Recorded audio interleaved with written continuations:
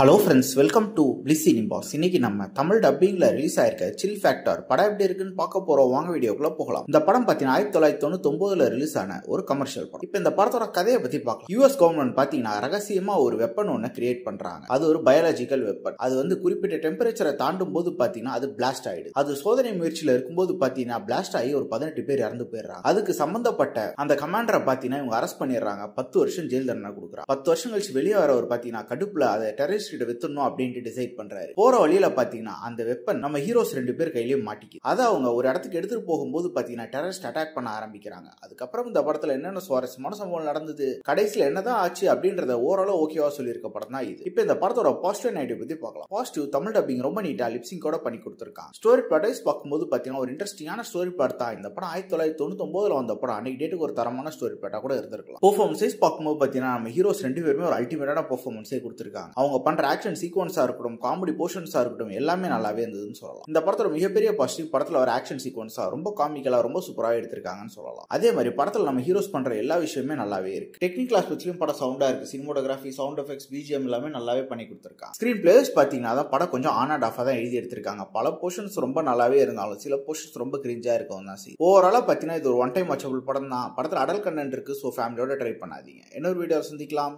Thank you.